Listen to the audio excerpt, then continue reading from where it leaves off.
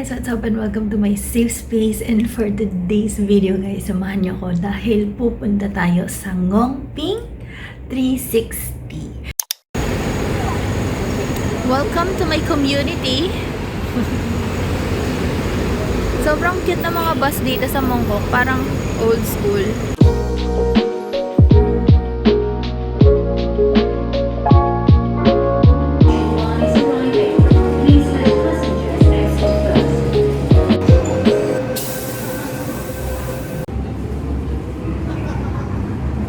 Sinusubukan kong gamitin yung WeChat tsaka yung Alipay. Apparently, available lang sila. Pwede mo silang gamitin dito kung may mainland Chinese resident ka. Pero kung hindi siya pwede.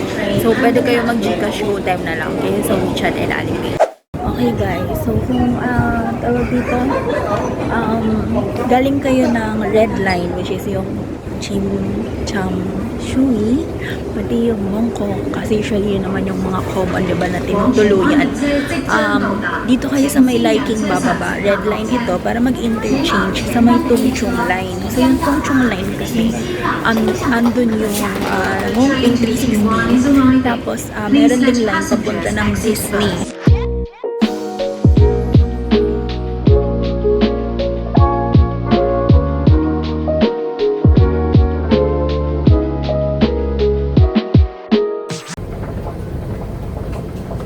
So, pagdating dito sa Tungchung, nakalagay dito exit B ang Ngongping 360. So, napunta na tayo exit B.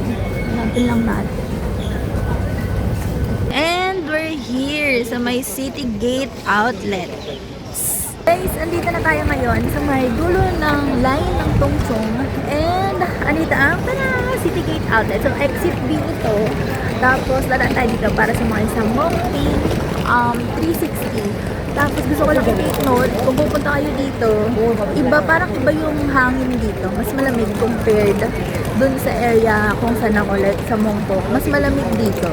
So, buti na lang, tama yung naisip ko na magsuot ng mas makapal dito. Pero hindi ako naka-jacket. Kaya naman. Yun lang, mas malamig siya compared sa iba. Ito, meron nakalagay NP360. So, sundan lang natin kung saan siya nakalagay. I'm guessing kung saan maraming tao, 'di ba? Andun yun. Ito, kita ko na. Kasi nakita ko na may mga cable car na doon, no? Tingnan natin kung paano yung cable car nila dito sa Hong Kong. Kasi ang pinaka first time ko na cable car is yung sa Singapore. At nabudol pa ako din ng mga photoshoot na yun. Kasi syempre first time ko yun.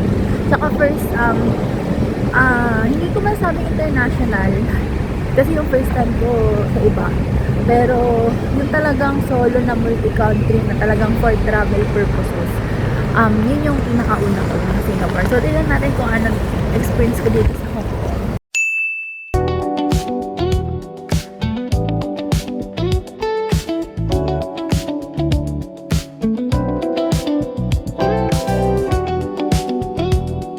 Ito pala yung mga prices guys as of now. February 2026. Ayan yung difference nila. Standard cabin, Crystal cabin, and Crystal plus normal na standard cabin.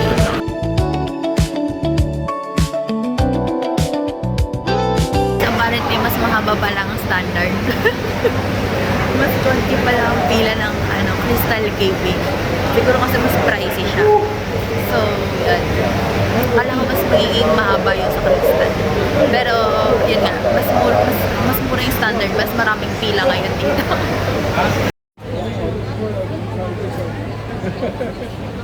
Yan guys, after 20 minutes, hindi pa rin ako nakapila. Medyo mahaba yung pila. So, kung dito yung itinerary ninyo, i-add nyo yung waiting time dun sa mismo pag-spend ng araw. Kasi, kagaya ngayon, hindi ko naman in-expect na ganito pala kadami. Akala ko kasi mas marami ng Crystal cabin, pero ang dami rin pala dito sa standard. So, yun, i-add ninyo yun sa parang magiging time ninyo. So, syempre mag-isa lang ako, no? So, malamang sa malamang ihahalo ko sa group. Sana sa may bintana ako.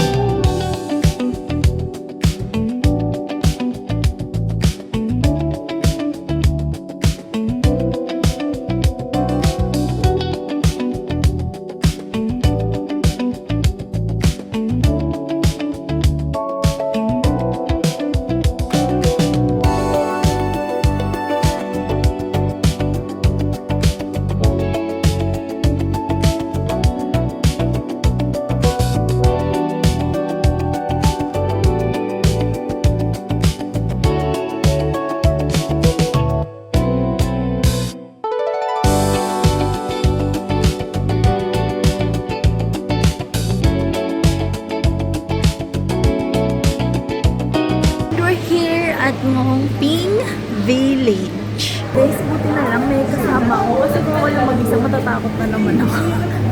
Napakapit ako ulit sa mga ready. Takot ako, buti na lang kasama ako. Anyway, so hanap tayo dito ng kainan kasi namamutin na ako. Pero sabi dito, sa may monastery daw is merong vegetarian. At alam niyo naman, mahilig akong pumunta sa mga templo, monastery. So, feeling ko baka doon ako kakain.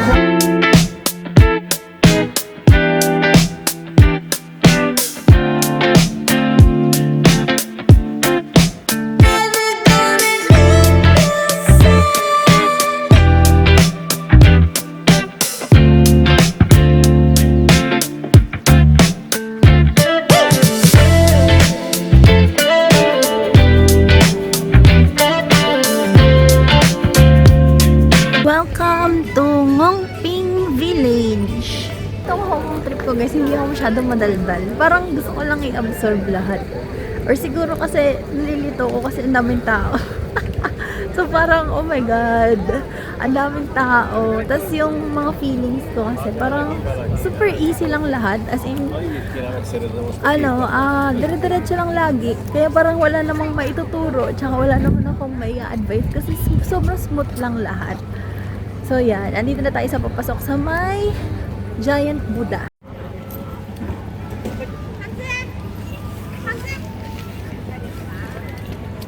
May mga kainan dito. Kakain ako muna. Para may energy ako. Ang gutom na ako eh. Guys, ang mahal mga kainan dito. Meron dito parang turo-turo. Something ganyan. Tapos ano lang siya, noodles plus isang prito, tapos isang drink. Nasa 90 na agad. So, parang 600. So, parang naloka ko kasi di ba nung nasa Macau, parang sa may Grand Lisboa, mga casino, yung mga nandun, mga hotel na bonggahin. Ganun din yung presyo. Tapos, ganun din dito. So, wala. Mahal. The 12 Divine Generals, siya si General Kim Nara. So, Tiger of the Chinese Zodiac and armed with rope. So, itong mga mga estatwa dito is mga general, parang taga-bantay or anything. So, mamaya na tayo magpunta. Dito muna tayo sa monastery kasi hanapin ko yung restaurant nila dahil gusto ko na nga kumain. Unahin natin dito. Kasi nagugutom na ako. Naalala ko lang, share ko lang, nung nagpunta ako ng Indonesia sa may Batam, meron din doon yung Mahavihatra, basta yung biggest temple doon. Meron din doon vegetarian restaurant, pero hindi ko na-try. So, hopefully, dito sa monastery na to, matry natin. 2026 HD. May design pala siya.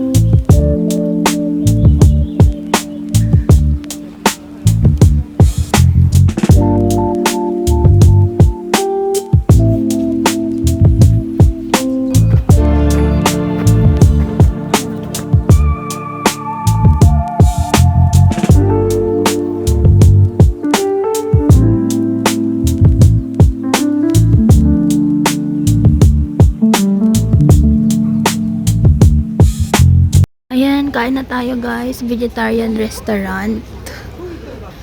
Let's eat! Excited na ako kumain kasi gutom na ako. Dito na lang tayo. Tig 30 lang. Eto, bili tayo dito. Pansit and mixed vegetarian. This is 80. Dito sa may Pauline Monastery, 150 kasi pagka yung set meal. So, at least ito, mas mura to. Yung set meal nila is parang 1 rice, 1 noodles, tapos 1 dim sum, then na bean curd, and then may drinks, and then parang may isa pa ata na parang sikat sila or signature nila. So, yun, ito, hindi set to. Parang ano lang to, tingi-tingi, ganon. Mas pinili kong kumain dito sa labas para mas konti yung tao. Medyo mainit lang, pero may shade, nasa shade naman ako. Yung food ko lang naiinitan. So, tikman natin. Hindi ko muna nilagyan ng sweet sauce. So, this is mixed vegetarian.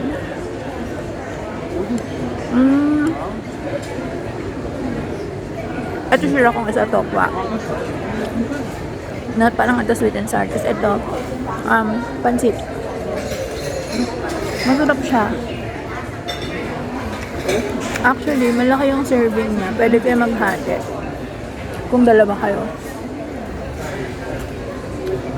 Nagustuhan ko dito guys kasi ang payapa. So ang tagal kong kumain, tumambay ako, tapos inhale, exhale, ganyan. Feeling ko natutuwa talaga ako kasi maraming tao pero andun pa rin yung sense ng parang tahimik, ganun.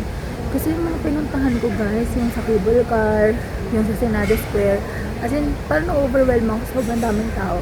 Hindi naman ako parang natatakot or nagkakapanic attack sa maraming tao, pero more on napapagod lang ako sa dami ng tao. At least dito parang pwede ka talagang huminga, mag-relax, parang galing yung karamdam. May ganap ata ngayon. Ang lakas ng amoy ng incense mga be. Parang buong kalamnan ko. The devil spirits in me are moving out. Grabe. Ang lakas ng incense. Laki ng incense ilalagay nila. Parang mga fireworks.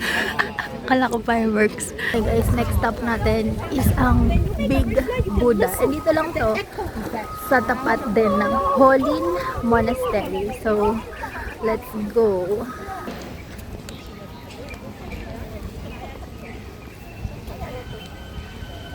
Tamang-tama kasi kakatapos kong kumain. So, walking naman ang peg natin ngayon. Medyo thankful din ako na di ako nagsali ng tour or anything. Kasi parang masyadong rush yung mga bagay. Kasi yun, may time ako para magpahinga. Parang ganon. Kasi kahapon diba yung itinerary Macau, parang masyadong rush. Hindi ko na nga napuntahan yung iba, diba? So, ayun. At least ngayon, chill lang ako yung nagmamadali.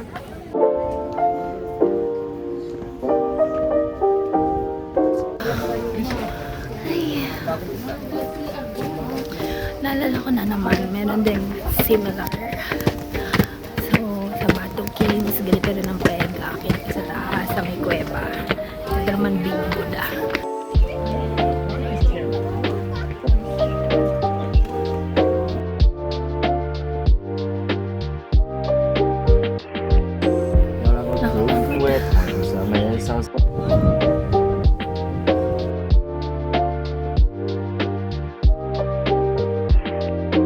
Kapagod.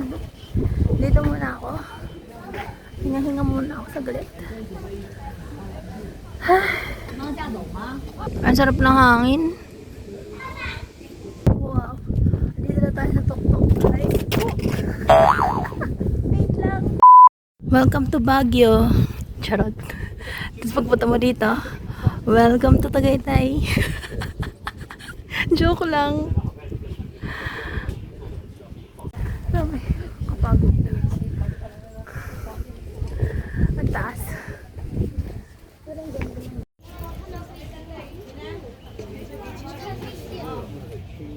Tara, ito na naman yung mga lugar na masaya siguro kung may jowa ka. Pero may aalalay sa'yo. Diyos ko, napakahirap umakyat, napakahirap din bumaba. Pero all is well, nakababa na ako dito. Kaya yon, kung may jowa kayo, alalayan nyo. Mag-alalayan kayong dalawa. All are welcome. Ang ganda ng mga bulaklak.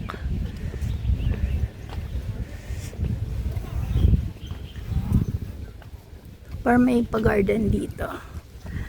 Ayan. Tapos may bundok. Okay guys, balik na tayo sa city ulit. Sa totoong island. Kasi nasa Lantaw Island tayo ngayon. So, balik na tayo. Grabe na pagod ako be. Pero nag-enjoy ako kasi ang payapa dito sa area na to na Lantaw. So, parang feeling ko kung ma-explore ko pa, kung meron pa akong mga mas maraming oras, mas masayang mapuntahan pa yung iba kasi yung mga, halimbawa yung sa Senado Square, yung mga dito, parang puro mga tourist area. Ang daming tao, minsan na-overwhelm ako. So, feeling ko maganda kung pupuntahan ko pa yung mga hindi masyadong tourist spots dito sa area na to, Lantaw. Let's go.